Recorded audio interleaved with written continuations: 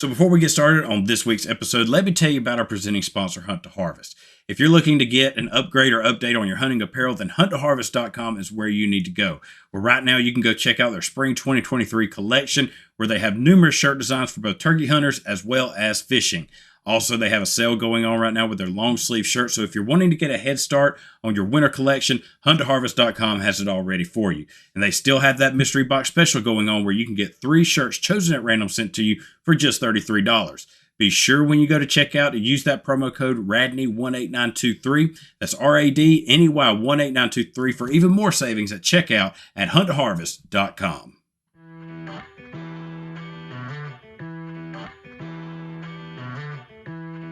Hey everyone, welcome to another episode of 3 Wide. I'm your host, Radney Crawford. Today is the final part of our 3-part series where we're taking a look at the NASCAR playoff outlook for each of the racing series. We've done the Craftsman Truck Series, the Xfinity Series.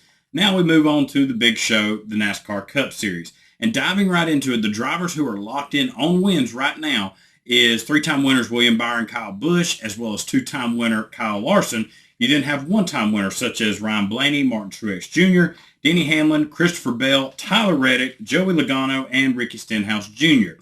Now, the drivers that are above the cut line with points alone, you have Ross Chastain and Kevin Harvick, who are pretty well ahead of the cutoff line. You have Kevin Harvick, who's 166 points up, Ross Chastain, who's 159 points up.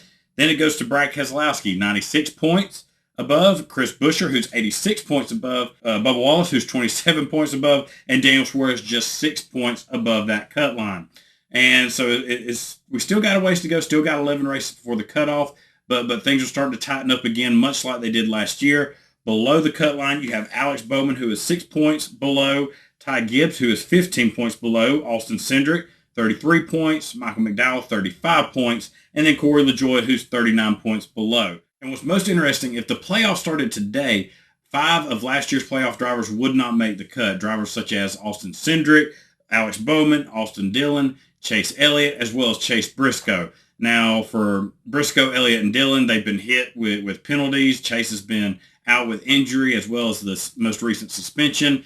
And on top of that, you have the reemergence, really, of RFK Racing with Brad Keselowski and Chris Buescher. Both those guys are up above the cut line and pretty well above it. Then also Bubba Wallace showing more consistency this year. He's already got more top 5s at this point than he did all of last season in total. So with all those things factored in, we got 5 new fresh faces in the playoff standings right now.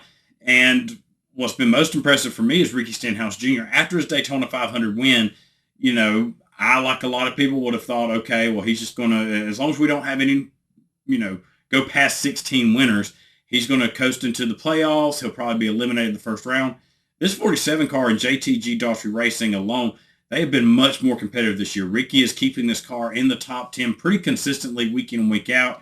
Now, sometimes he gets caught up in other people's mess, like this past weekend at Gateway with Austin Cindric and Austin Dillon, where all day Ricky Stenhouse has been running in that 7th to 10th place range. So a good solid season for that 47 car, and they don't really look like that sure of a bet to be eliminated after the first round with the consistency they've been showing so far in the regular season. And for Austin Dillon, Chase Elliott, Chase Briscoe, to me, they are in the must-win bracket. The gap's too far apart. I think they have to go in. They're going to have to win a race just to get in the playoff field, and they will have their chances, especially Chase Elliott. He's more of the week-in, week-out race-winning contender. Austin Dillon, Chase Briscoe, they have their strong points, their strong tracks, but they're just going to have to hit the setup and everything right to, I believe, get that race win. And realistically, from McDowell down, I believe that all those drivers are in must-win scenarios. They have good runs. They have some decent showings, but I don't think they have the speed to catch up with the drivers that are ahead of them right now in the point standing week in and week out. They'll have their moments, their good races where they'll be able to catch up on points a little bit. I mean, like Austin Cindric, Michael McDowell, AJ Allmendinger, they're going to have strong runs at road courses. That's where they're going to be able to make up the most gap, but most importantly, be able to go for the race wins, especially, AJ Allmendinger winning the first race at the Indy Road Course. He's going to be the guy to watch this year at that race, as well as Austin Cindric really at any road course. And for McDowell and Cindric, you add in Justin Haley, then you got those 3 looking, that will be pretty strong at the super speedway races. They've always been impressive there. that's going to be their best opportunities. So, and with these 11 races left, and we only have 5 open spots on points at the moment, do we have a repeat of last season where it comes down to the wire on who makes it in on points, if anyone?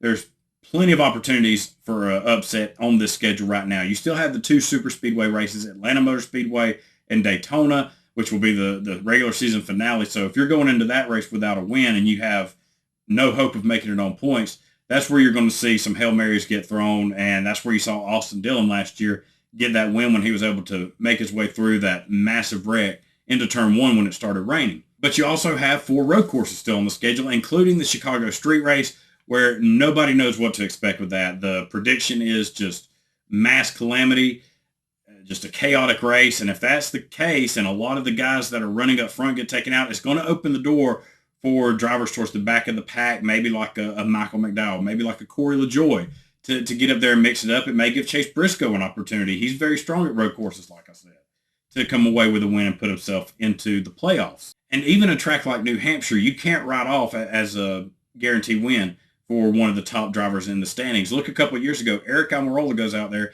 and gets a win out of nowhere at New Hampshire. And with a guy like Ryan Preece out on the track who's below the cut line, I'd watch for Ryan Preece, not only at the super speedways where he's also been strong like many others, but New Hampshire I expect to be a strong track for him, as well as Nashville, where he had a ton of success in the lower series, especially in the Craftsman Truck Series, getting a couple wins there. Back to Chase Elliott for a second. His best stretch really starts now. Looking at last year's results at some of the tracks we're about to go to, he won at Nashville, Atlanta, and Pocono, finished second in New Hampshire. We could see very quickly here within the next few weeks whether or not Chase Elliott is really back to form and can get into victory lane, because this is going to be the strongest part of his schedule. And points penalties, they have played a big part in this, mainly with the guys that are at the bottom, the Austin Dillon, Chase Briscoe, and Chase Elliott, but also Alex Bowman. Even though he's just 6 points out of the cut line, with the penalties he's received, right now, if you take those penalties away where they didn't happen, he would be up there near the top 10 in the regular season point standings and in a good solid spot to make the playoffs. He's had a great year. He's shown consistency when he's been able to be on the track. You know, he dealt with that back injury that he's just starting to come back from. Bowman, that's the one I think is going to start building up. I think Daniel Suarez is the biggest one in danger. If he doesn't go out there and have a solid run at Sonoma like he did last year, you know, we could see this completely flipped by the end of the race Sunday. Bubba Wallace is another one. He's 27 points up, but can he keep this up to the point where you can hold off a guy like Alex Bowman, Ty Gibbs, who's been pretty impressive in his rookie year, been very quiet behind the scenes, Austin Cindric, who's very strong at road courses, and that's a lot of what we have coming up. So this 11-race stretch is going to fly by pretty quick, and we're going to see these point standings just yo-yo back and forth with all the different tracks that we have mixed in. It's going to be a lot of fun to watch. I think the way it's setting up, we're going to have a repeat of last year, where it's going to come down to maybe 1 or 2 people fighting for a point spot. So what happens, we'll just have to tune in and week out to see it. It all starts this final stretch this Sunday at Sonoma. Can Daniel Suarez repeat? Michael McDowell, he just came off the top 10. He finished in the top 5 here last year. Could he pull off the upset? A lot of storylines to watch, so you're not going to want to miss a lap of action. And that'll wrap up our 3-part series looking at the NASCAR playoff outlook for each of their racing series.